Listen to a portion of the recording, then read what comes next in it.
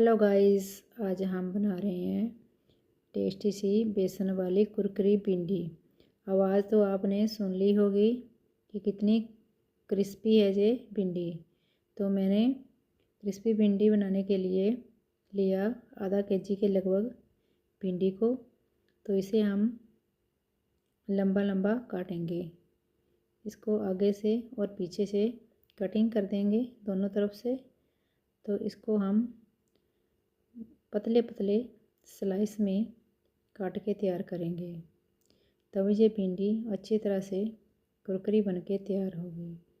ये बहुत ही टेस्टी लगती है, एक बार मेरे तरीके से बनाइए। ये क्रिस्पी भिंडी की रेसिपी बहुत ही टेस्टी लगती है। तो हम सारी भिंडी को ऐसे ही पतले पतले स्लाइस में काट लेंगे। आप चाहे तो इसके बीज भी साथ में निकाल सकते हो। तो मैं आपको बाद में दिखाऊंगी कि इतने इसके बीज कितनी आसानी से निकल जाएंगे। तो पहले हम थोड़े से निकाल के दिखाएंगे, आप ऐसे भी इसको निकाल लेंगे। तो टाइम थोड़ा ज़्यादा लगता है, इसलिए मैं दूसरे तरीके से आपको इसके बीज भी निकालना बताऊंगी। तो मैं सारी भिंडी को ऐसे ही पतले पतले स्लाइस में कटिंग कर लूँगी। तो आप बताना आपको हमारी रेसिपी कैसे लगती है। अच्छी लगे तो लाइक कमेंट शेयर ज़रूर किया कीजिए।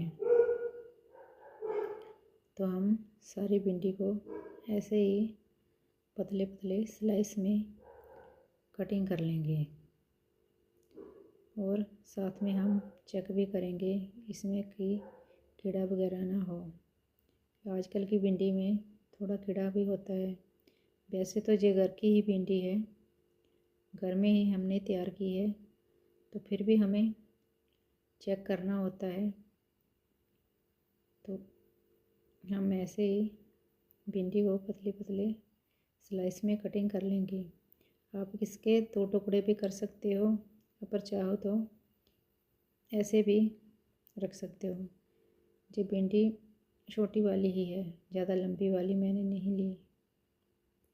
तो आप 1 टुकड़े भी रख सकते हो, 2 टुकड़ों में कटिंग कर सकते हो, जैसे कि आपको पसंद हो। तो मैं ऐसे ही सारी भिंडी को कटिंग कर लिया। तो सारी भिंडी पतले पतले स्लाइस में ही मैंने काट के तैयार कर ली। तो अब मैं इसके बीज इसको एक बाउल में निकालूंगी और अब मैं बताऊंगी कि इसके बीज कितनी आसानी से निकल जाते हैं। सारी भिंडी को मैं बाउल में रख लूँगी और इस पे लगाऊंगी फिर मैं ढक्कन और इसे ज़ोर से थोड़ा हिलाऊंगी। तो इससे इसके बीज जो मोटे से हैं वो सारे निकल जाएंगे। तो मैं आपको दिखाऊंगी कि कितने सारे इसके बीज निकल गए हैं। थोड़े बहुत रह गए हैं, वो हम थोड़े से पलटे से इसको दबाएंगे और जो बचे हुए हैं वो भी निकल जाएंगे। तो आप ये आसानी से निकल जाते हैं, वैसे बहुत टाइम लगता है। तो मैं एक थाली में निकालूँ कितने सारे बीज हैं इसके जो निकल गए हैं। थोड़े बहुत रह गए हैं तो वो हम साथ में निकाल लेंगे। तो मैं सारी भिंडी को ऐसे बीज को हटा के बोल में दोबारा से रख लूँगी।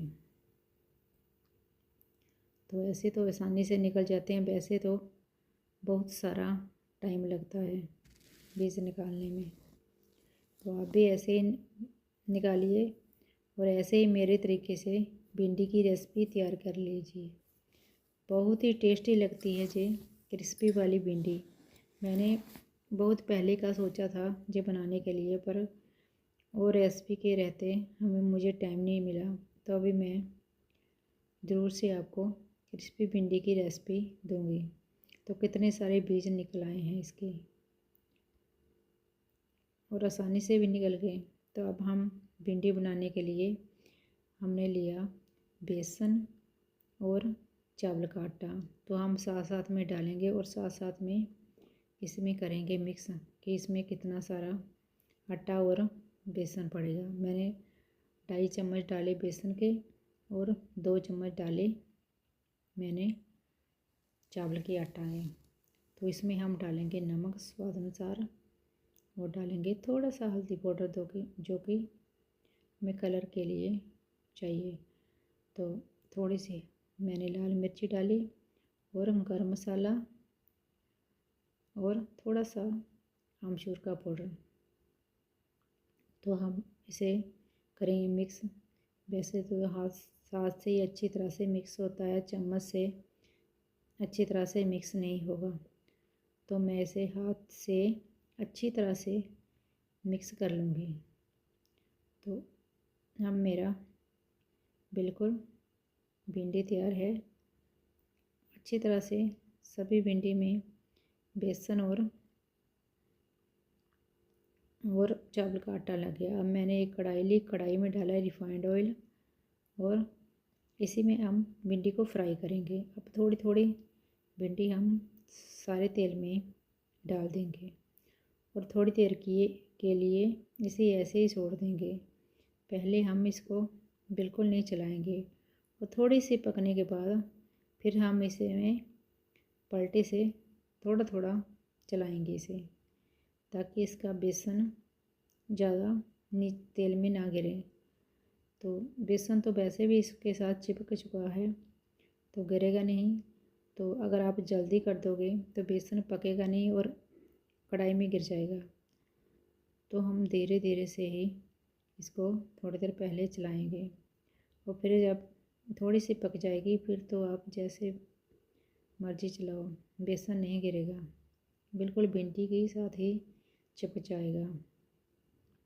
तो अब हम इसे थोड़ा सा गैस को मीडियम टू लो पे ही रखना। तो अब हमारी भिंडी लगभग बिल्कुल बन के तैयार हो गई है। तो हम इसे एक बड़े जारे में रख लेंगे ताकि इसका एक्स्ट्रा तेल हो जो निकल जाए। तो हमने एक बैच को तैयार कर लिया। अब दूसरे को भी हम इसमें डाल देंगे। तो मैं इसे एक प्लेट में फिर निकाल लूँगी। तो मैंने दूसरे बैच को भी डाल दिया, उसे भी हम ऐसे ही मीडियम टू लो गैस पे ही पकाएंगे। तो जहाँ पे मैंने वॉल्यूम बंद कर दिया और शुरुआत में मैंने चलाया था वॉल्यूम, तो कितनी अच्छी तरह से क्रिस्पी भिंडी बनी है, आप आवाज़ भी सुन सकते हो। मैंने प्लेट में ही निकाली थी। तो बहुत ही टेस्टी लगती है ये भिंडी। दूसरा बैच भी मेरा बन के तैयार हो गया है। तो अब हम इसे भी निकाल लेंगे। तो आप बताना आपको हमारी रेसिपी कैसे लगती है। अच्छी लगे तो लाइक कमेंट शेयर ज़रूर किया कीजिए और मुझे ज़्यादा से ज़्यादा सपोर्ट किया कीजिए। तो अब जो बची हुई है बेसन वाली भिंडी उसको मैं कढ़ाई में डाल दूँगी और इसे मैं जो पक्के तैयार हो गए है निकाल लूँगी। तो उसे ही मैं ऐसे ही पलटे से चला के पका के अच्छी तरह से निकाल लूँगी। आप भी ऐसे ही मेरे तरीके से बनाइए और मेरी रेसिपी को फॉलो कीजिए और ऐसे ही घर में क्रिस्पी भिंडी बना कर तैयार कर लीजिए। अब मैं बताऊँगी आपको ये कितनी क्रिस्पी भिंडी है। ऐसे हाथ में लूँगी और अच्छे से टूट जाएगी। बहुत ही ज़्यादा क्रिस्पी भिंडी है और बहुत ही अच्छे से बन के तैयार हो गई है और आसान भी तरीके से, ज़्यादा तांबा जाम वाली भी रेसिपी नहीं है। बहुत ही आसान सी तरीके से टेस्टी सी भिंडी बन के तैयार हो गई है और क्रिस्पी भी कितनी है। मैं हाथों से तोड़ रही हूँ तो बिल्कुल बड़ी आसानी से टूट रही है। तो आप भी ऐसे बनाइए, खाइए और सारे परिवार को खिलाइए।